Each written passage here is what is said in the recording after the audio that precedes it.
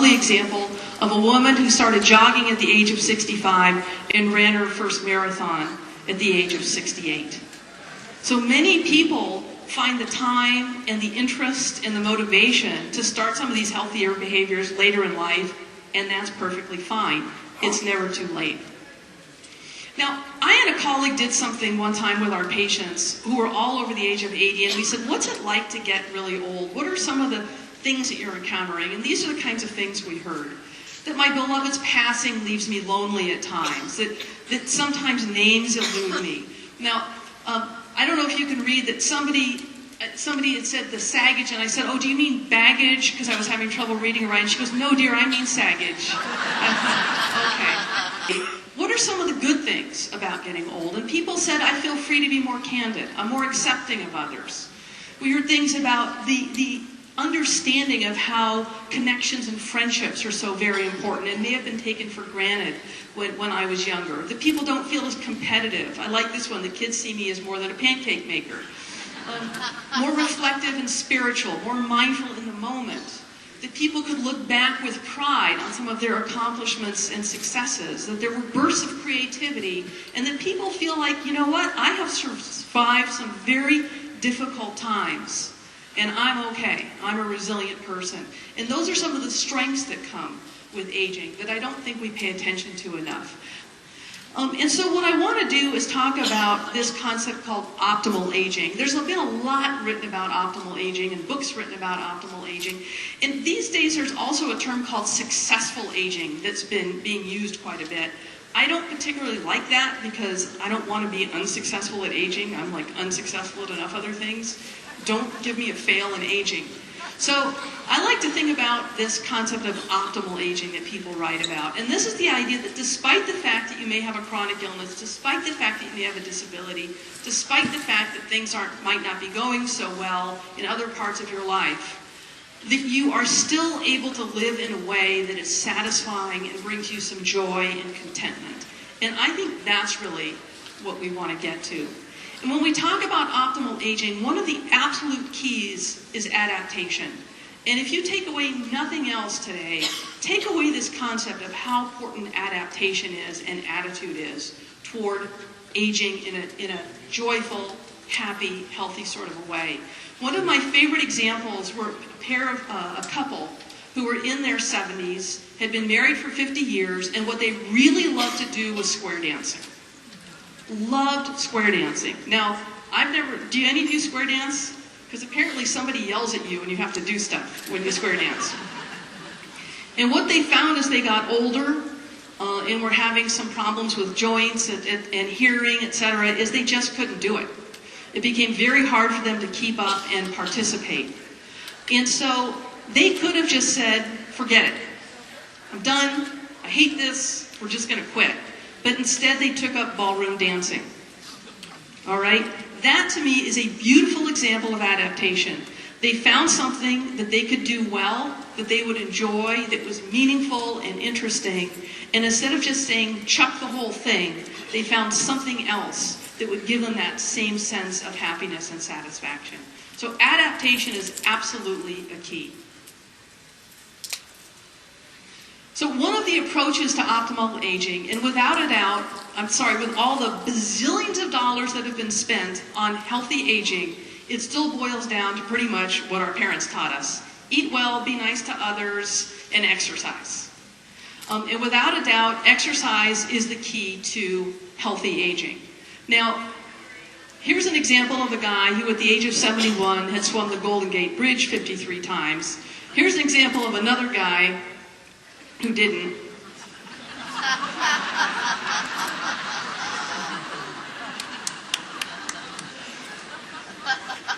But we really do like to emphasize the idea of exercise as a key to healthy aging. And again, that's something that can start at any age. It helps lower blood sugar, it helps lower blood pressure. It's much better than medications. And I can guarantee you in my career, I've stopped more medications than I've ever started. And that's really what we're trying to do with older adults, is reduce medication. Why, thank you. Now, the other thing thing I want to talk about, besides the exercise piece, is also the psychological piece, having to do with your attitude, this sense of resilience, because that also is key. How you cope with things and how you choose to cope with things makes a very big difference in how well you age. What your viewpoint is and how you perceive things. And this is just a quick story. Do you recognize this gentleman? The boss, Bruce Springsteen? Okay. Well, Bruce Springsteen was asked to give the induction speech when Bob Dylan was being inducted into the Rock and Roll Hall of Fame. And he said that when he was a teenager, the first time he heard Bob Dylan, he just remembers it so distinctly because he was riding in the car with his mom. He was in the passenger seat, and Blowin' in the Wind came on the radio. And they were both absolutely silent. They had never heard him before. They were silent listening to him sing this song. And Springsteen said it was like somebody opened up my skull and kicked my brain. I just couldn't believe what I had heard. It was so magnificent. And when the song was done, he and his mom looked at each other, and they just were both stunned. And finally she spoke after a few seconds, and she said, "That man cannot sing." So this to me is a very nice reminder of how two people can seemingly have the same experience at the same time in the same circumstance and have very different reactions. And I see this all the time in the area of aging as well. And we do have some degree of control over how we choose to respond and understand our responses and grow throughout our lives so that we are able to cope and respond better than maybe we have in the past. But it takes work and it takes thoughtfulness. You don't have to have a lot of friends, but one or two good ones sure makes a very, very big difference. Being engaged in spiritual activities that are meaningful to you, but not just all about yourself. The idea about relating to others and having a purpose related to others is very important to us as human beings in general. The importance of pushing a button and making it go forward is also very, very important to us. I keep having this vision that I'm making somebody's garage door go up and down. I know that one of the big concerns, I happen to do a lot of work with people who have dementing illnesses like Alzheimer's disease and vascular dementia. It's a particular area of interest for me. And one thing that people really fear as we get older is keeping our squashes intact, optimal cognition. And again, just like with physical issues, cognition is greatly enhanced by regular exercise. That really, truly is the key. And then there's also what we might call good stress. Doing things that are challenging, not so challenging that they just get frustrating and you can't do them, but things that are challenging and enjoyable that make us use our minds a little bit more. We want to be careful, of course, about risk factors such as smoking, heavy alcohol use, depression, which is a treatable illness in older adults.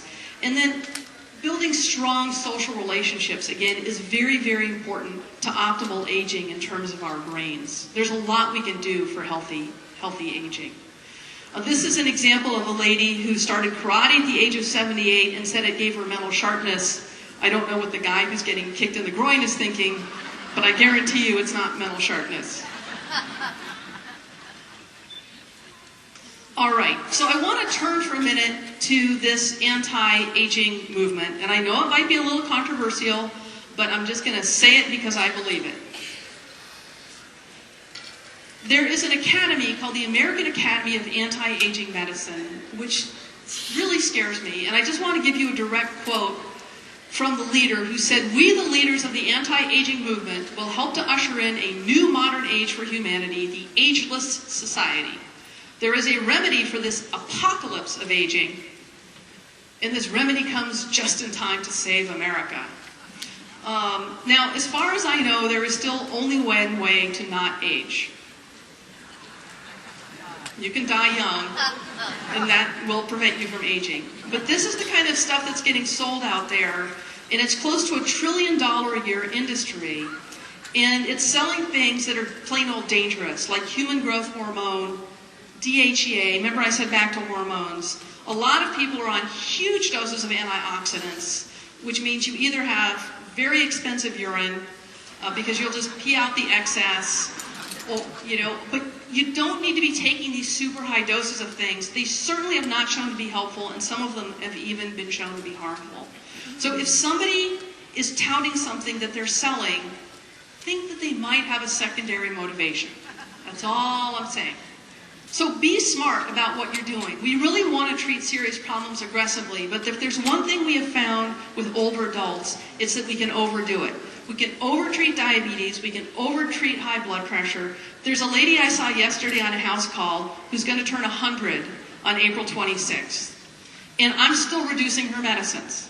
Because I just met her a few months ago and we're gradually reducing her medication list. And you know what she says? I feel better.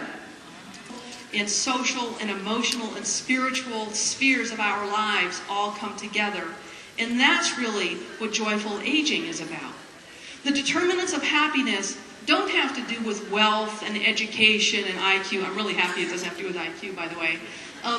Or youth or appearance. Determinants of happiness have to do with things like having strong social ties, contributing to other people, not just being in it for yourself, having some degree of control over your own destiny, having faith in something, and having a good body of leisure activities that are enjoyable and meaningful to you.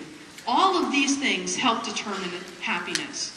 If we're lucky and we work hard as we get older, we might even achieve this thing called wisdom. Not everybody does, but a lot of people do. People who maintain curiosity and interest in the world, who continue to love learning, people who are involved in things like the Osher Lifelong Learning Institute, people who are more ingenious as we get older. We learn some tricks of the trade that we can apply. We have a different perspective than we had when we were younger. And if we're even doing a better job, we can get past wisdom into what might be called transcendence, where you really have an appreciation of the beauty that's around you, where you have gratitude and hope. A lot of older adults I know are much more willing to forgive quickly and sincerely than younger people that I know, because they know that they've made mistakes too. A lot of the older adults I know have a wonderful sense of humor. I have somebody who brings in a joke. He has got Alzheimer's disease, but he brings in a joke every time he comes to the office to see me, and still has a wonderful zest for life. Now, I don't know if you can read the sign. The sign says, "Caution, this sign has sharp edges. Do not touch the edges of this sign." Then in very small print it says, "Also the bridge is out ahead." So this is just a reminder that sometimes we pay attention to what seems like the big stuff, but it's the stuff in fine print that really, really is what's important, that we need to be paying attention to. So don't forget that old age is a treat. Our ancestors did not have an opportunity to live to old age. And living beyond the time that we need for reproduction is actually a luxury that we have. So I want us to be smart and compassionate about how we help other people use this time that we have. And I think it's important that we're all smart and compassionate about how we use the extra time we have as we age joyfully as well. I'm almost done. I just thought since we're in a chair, I'd do a prayer. Grant me the senility, forget the people here. Okay.